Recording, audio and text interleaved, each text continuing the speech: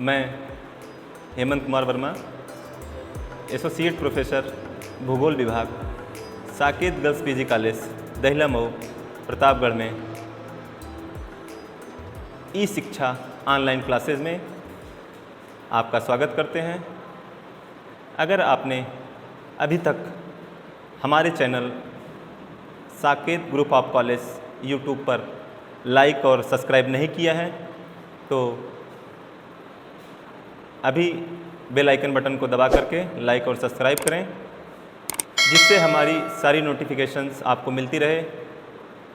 तो हम आज शुरू करते हैं आज का अपना टॉपिक,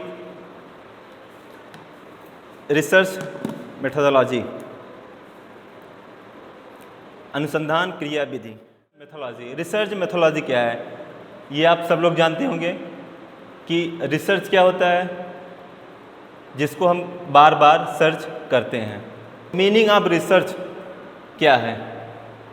हम बात करते हैं अनुसंधान के द्वारा उन मौलिक प्रश्नों के उत्तर देने का प्रयास किया जाता है जिनका उत्तर अभी तक उपलब्ध नहीं हो सका है। कहने का मतलब है कि रिसर्च के द्वारा हम उन मौलिक प्रश्नों या किसी समस्याओं का अध्ययन करते हैं जिसका उत्तर हमें अभी तक प्राप्त नहीं हुआ होता है। यह है अनुसंधान आपका। यह उत्तर मानवीय प्रयासों पर आधारित होता है। जैसे कुछ वर्ष पहले जब मनुष्य चंद्रमा पर नहीं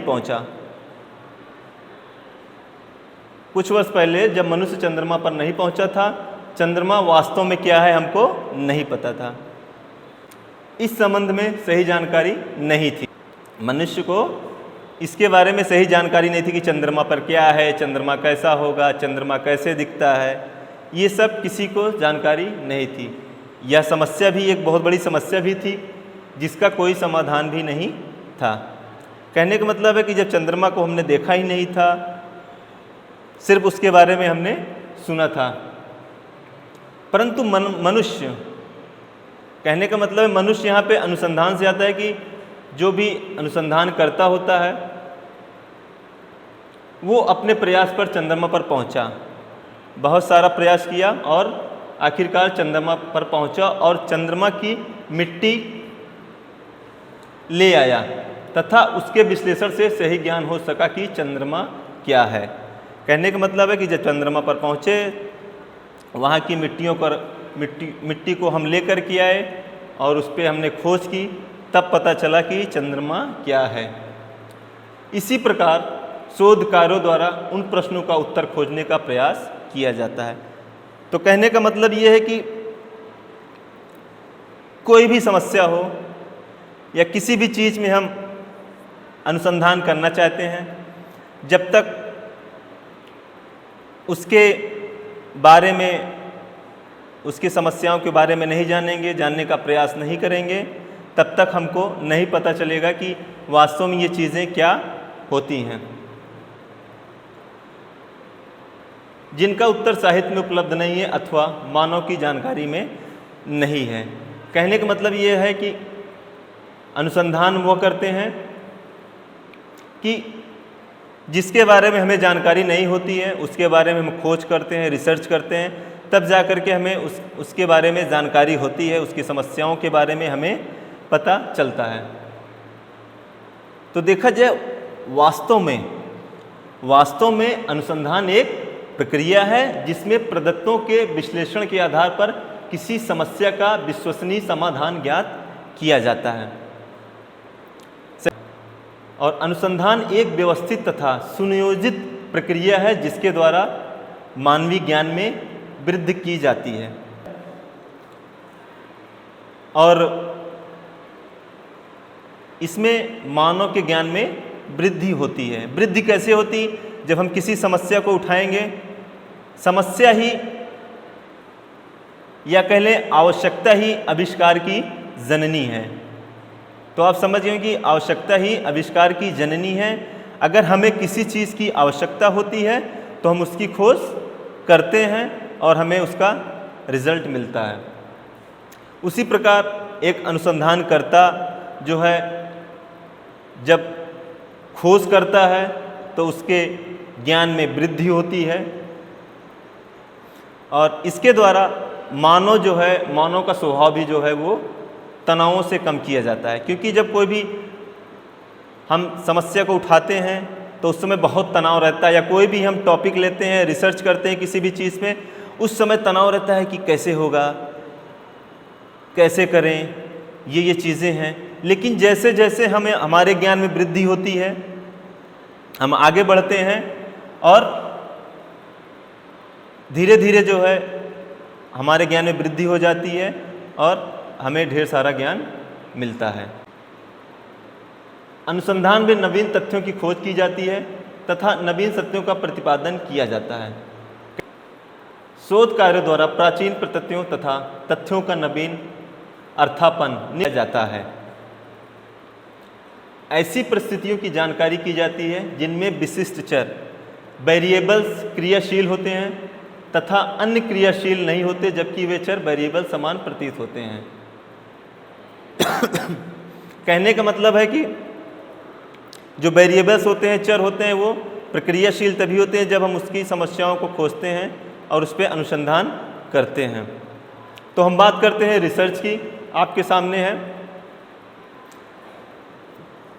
रिसर्च वास्तव में क्या है, अनुसंधान क्रियाविधि वास्तव में क्या है। देखा जाए तो अंग्रेजी भाषा में अनुसंधान को रिसर्च क्या कहते हैं, रिसर्च कहते हैं, जो दो शब्दों से मिलकर बना है। भाषा के अनुसंधान को दो शब्दों से मिलकर बना है। आपके सामने research equal to re plus search, research equal to re plus search. Re का अंग्रेजी में अर्थ होता है बार बार, जैसे होता है ना रिपीट, कोई चीज़ कुछ लोग होते हैं बार बार कहते हैं रिपीट करिए। तो लेकिन इसमें क्या है, री का अर्थ अंग्रेजी में क्या होता है, बार बार, तथा सर्च का अर्थ होता है खोजना। जैसे आजकल हम कोई भी समस्या होती है तो गूगल पे बैठे गूगल बाबा को हमने सर्च किया और हमारे सामने समस्या का समाधान हो गया। तो क्या हुआ, हमने क्या किया, सर्च किया, खोजा, और हमें गूगल के द्वारा आज कोई भी चीज़ खोजिए गूगल पे आपको मिल जाती है। लेकिन हम बात करते हैं रिसर्च की, तो रिसर्च का मतलब क्या होता है कि बार बार खोजना। मतलब जो चीज़ें हमने ली है या जो टॉपिक हमने लिया है, खोजी प्रवृत्ति का होना चाहिए। एक रिसर्चर को, एक शोधकर्ता को खोजी प्रवृत्ति का होना चाहिए। उसके अंदर एक खोजी प्रवृत्ति होनी चाहिए, नई नई चीज़ों की खोज करनी चाहिए। अंग्रेजी का यह शब्द शोध की प्रक्रिया को प्रकट करता है कि शोधकर्ता किसी तथ्य को बार बार देखता है जिससे उसके संबंध में प्रदत्तों का एकत्रित करता है तथा उनके विश्लेषण के आधार पर उसके संबंध में निष्कर्ष निकालता है। ठीक है, तो ये था हमारा रिसर्च का क्या मतलब होता है। रिसर्च दो शब्दों से मिलकर बना है। तो हम आ जाते हैं अब अनुसंधान की परिभाषाएं। Definition of research. अनुसंधान की अनेक परिभाषाएं उपलब्ध हैं। The systematic and scholarly application of the scientific method interpreted in its broader sense to the solution of education problems, conversely and systematic study designed to promote the development education as science be considered educational research। जी.जे. मूरे ने कहा है कि शैक्षिक समस्याओं के समाधान के लिए व्यवस्थित रूप में बौद्धिक ढंग, वैज्ञानिक विधि के प्रयोग तथा अर्थापन को अनुसंधान कहते हैं। इसके अंतर्गत यदि किसी व्यवस्थित अध्ययन के द्वारा शिक्षा में विकास किया जाए तो उसे शैक्षिक अनुसंधान कहते हैं। जॉर्ज मूले ने कहा है कि शैक्षिक समस्याओं के समाधान के लिए व्यवस्थित रूप में बौद्धिक ढंग, वैज्ञानिक विधि के प्रयोग तथा अर्थापन को अनुसंधान कहते हैं। तो ये था जॉर्ज मूरे के अनुसार। हम आते हैं मैकग्रे तथा वाटसन के अनुसार। इन्होंने एक अनुसंधान की क्या परिभाषाएं दी हैं। तो देखते हैं हम, अनुसंधान एक प्रक्रिया है। बिल्कुल सही, अनुसंधान वास्तव में एक प्रक्रिया है जो निरंतर सतत चलती रहती है, जिसमें खोज प्रविधि का प्रयोग किया जाता है, जिसके निष्कर्षों की उपयोगिता हो, ज्ञान वृद्धि की जाए, प्रगति के लिए प्रोत्साहित करें। कहने का मतलब है कि खोज प्रविधि का प्रयोग। तो हमने पहले भी बताया है कि एक अनुसंधानकर्ता को खोजी प्रवृत्ति का होना चाहिए, क्योंकि अनुसंधान ही नाम ही, पहले तो आप लोग ये समझ लीजिए कि नाम में जो नाम होता है किसी भी चीज़ का, उसके अंदर उसके गुण छुपे होते हैं। बस आप उसको ध्यान से पढ़िए। हम एक छोटा सा उदाहरण आपको देते हैं। जैसे होता है कि कोई मेडिकल स्टोर होता है, तो हम क्या करते हैं, हम कोई सब्जी की दुकान पे तो जाएंगे नहीं कि ये हमको दवा दे दीजिए, क्योंकि नाम मेडिकल स्टोर है। तो हम क्या करेंगे, दवा लेने मेडिकल स्टोर पे ही जाएंगे ना। तो नाम से ही क्लियर हो जाता है कि हमें क्या करना है। उसी तरीके से अगर हम अनुसंधान की बात करते हैं, तो अनुसंधान ही एक नाम है अनुसंधान क्रियाविधि की, जिसको हम लोग रिसर्च कहते हैं, खोज करते हैं, ये सब सारी चीज़ें करते हैं।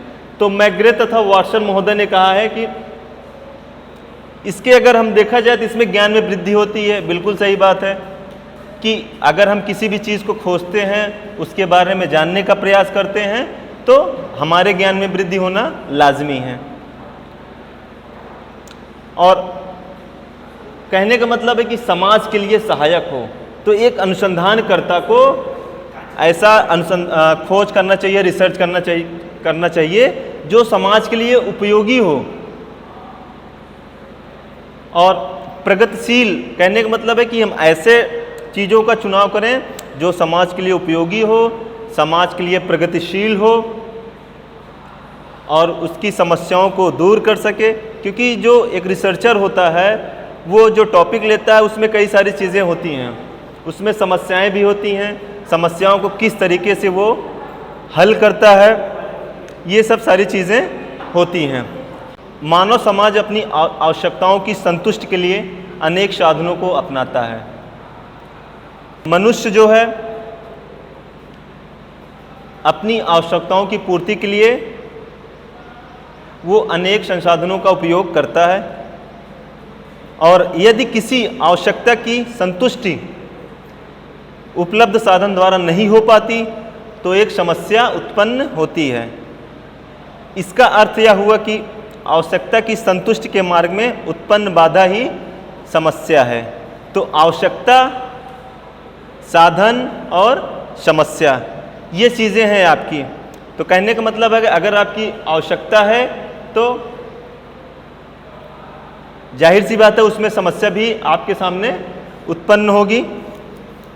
तो समस्याओं की जो परिभाषा है टाउनशेंड के अनुसार, टाउनशेंड महोदय ने कहा है समस्या समाधान हेतु प्रस्तावित प्रश्न है, जिसमें करलिंगर महोदय ने कहा है, करलिंगर महोदय के अनुसार समस्या एक प्रश्नवाचक वाक्य है। समस्या एक प्रश्नवाचक वाक्य है अथवा विवरण है जिसमें दो चल राशियों के मध्य संबंध ज्ञात किया जाता है। तो ये एकोप महोदय ने भी कहा है कि किसी सोच समस्या के लिए 5 तत्वों की उपस्थिति अनिवार्य होती है। तो पहला है आपका उपभोक्ता तथा सहभागी। उपभोक्ता से मतलब होता है जो किसी भी चीज़ का उपभोग करता है। फिर दूसरा आपका आ जाता है आवश्यकता तथा उद्देश्य।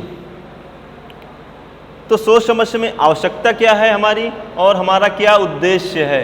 अगर हम किसी भी चीज़ को, अगर हम वैसे भी अगर हम कोई भी काम कर सकते हैं तो हमारा एक उद्देश्य होता है किसी भी कार्य को करने के लिए, हमें ये चीज़ें करनी हैं। उसी तरीके से हमारा सोच समस्या का उद्देश्य भी है, और उद्देश्य की प्राप्ति के लिए अन्य साधन।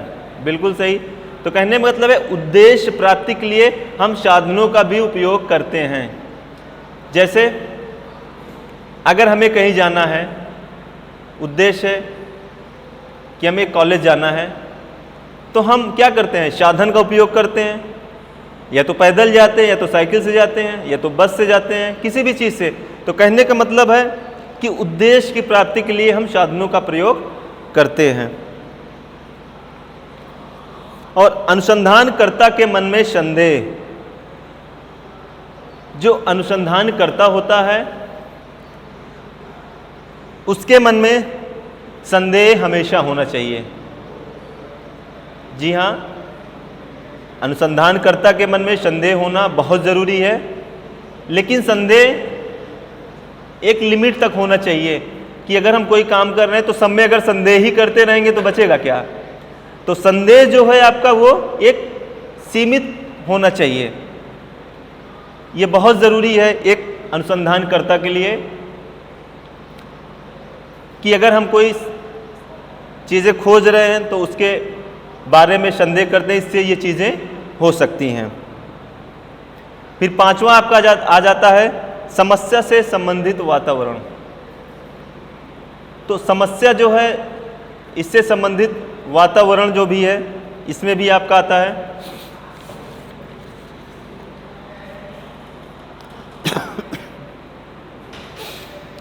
अगर देखा जाए तो एक अच्छी सोच समस्या की जो विशेषताएं हैं वो कुछ इस तरीके से होनी चाहिए। जैसे नंबर 1 है, सोच समस्या समाधान योग्य होनी चाहिए। जी हाँ, शोध समस्या जो है बिल्कुल समाधान योग्य होनी चाहिए। मतलब हम ऐसी समस्या करें जिसका हम समाधान कर सकें। अगर हम कहते हैं कि हे प्रभु हमें साक्षात दर्शन दे दीजिए, तो बताइए ये संभव है कि समस्या या ऐसी चीज़ें करिए कि जिसका हमारे पास समाधान हो। दूसरा है आपका, सोच समस्या को नैतिक मूल्य या निर्णय से संबंधित नहीं होना चाहिए। कहने का मतलब है कि सोच समस्या को नैतिक मूल्य या निर्णय से संबंधित नहीं होना चाहिए। अगर इसमें देखा जाए तो अगर हम जो सोच समस्या लेते हैं, अगर हम उसे किसी धर्मों की तुलना करें, अगर कोई धर्म है तो अगर हम उसकी तुलना करें तो ये संभव है? बिल्कुल नहीं है, क्योंकि नैतिक मूल्य आस्था के साथ कोई खिलवाड़ नहीं करता है। तो जो सोच समस्या का नैतिक मूल्य है आपका, वो बिल्कुल सही होना चाहिए। किसी धर्म पे, किसी जाति पे, किसी के आस्था पर, किसी के विश्वास पर नहीं होना चाहिए। तो हम आगे बात करते हैं आपका, सोच समस्या को न तो अधिक विशिष्ट और न अधिक सामान्य होना चाहिए। कहने का मतलब ये है कि सोच समस्या बहुत ही विशिष्ट, मतलब बहुत ज़्यादा इतना विशिष्ट मत बना दीजिए कि उसका हमें समाधान ही ना मिले। अभी हमने जैसे आपको बताया, और इतना सामान्य भी नहीं होना चाहिए कि आसानी से कर लें, बीच में होना चाहिए, मिडिल में होना चाहिए। जो आपकी सोच समस्या है वो ना अधिक विशिष्ट होनी चाहिए, ना अधिक समान होनी चाहिए, वो एकदम मिडिल में होनी चाहिए जिसका हमें समाधान आसानी से मिल सके। नेक्स्ट आते हैं, सोच समस्या वैज्ञानिक होनी चाहिए। जी हाँ, बिल्कुल, सोच समस्या साइंटिफिक होनी चाहिए। वैज्ञानिक कहने का मतलब है कि जैसे हमने बताया कि आवश्यकता ही आविष्कार की जननी है। तो विज्ञान जो है, जैसे जैसे विज्ञान में आवश्यकताएं बढ़ती गई उस तरीके से आविष्कार होता गया। तो सोच समस्या जो है हमारी वैज्ञानिक ढंग से भी होनी चाहिए। और हम बात करते हैं, सोच समस्या संबंधित चरों से स्पष्ट रूप से जुड़ी होनी चाहिए। संबंधित चरों मतलब वेरिएबल से होता है। जो हमारी सोच समस्या होती है वो चरों से स्पष्ट रूप से जुड़ी होनी चाहिए कि हम बना क्या रहे हैं और लिख कुछ रहे हैं, मतलब उसमें सामंजस्य होना चाहिए जिससे हमारी सोच समस्या जो है वो वेरिएबल से एक साथ जुड़ी रहे। और 6वां पॉइंट पे हम आते हैं, 6 पॉइंट पे, सोच समस्या ऐसी हो जिसकी जांच अनुभविक विधियों द्वारा संभव हो। तो कहने का मतलब है कि सोच समस्या ऐसी होनी चाहिए जो अनुभविक विधियों द्वारा संभव हो। ठीक है, तो ये हमने आज आपको पढ़ाया कि रिसर्च क्या होता है, अनुसंधान क्या होता है, उसके बारे में, उसके परिभाषाओं के बारे में हमने बताया आपको, उसके अर्थ के बारे में हमने आपको बताया, और उसकी जो एक सोच समस्या होती है, सोच समस्याओं के बारे में भी हमने आपको बताया। अगर इस टॉपिक में कोई भी आपके क्वेश्चंस हों तो हमारे साकेत ग्रुप ऑफ कॉलेज के ई शिक्षा यूट्यूब चैनल पर आप कमेंट कर सकते हैं। आप हमें अपना सुझाव दे सकते हैं जिससे हम अपने अगले टॉपिक में सुधार कर सकें और आप लोगों को अच्छे से समझा सकें। तो आप लोगों से बस यही है कि आप लोग हमारे चैनल को लाइक और सब्सक्राइब करें, जिससे हमारी सारी नोटिफिकेशंस आपको मिलती रहे, और बेल आइकन बटन को दबाना न भूलें। धन्यवाद।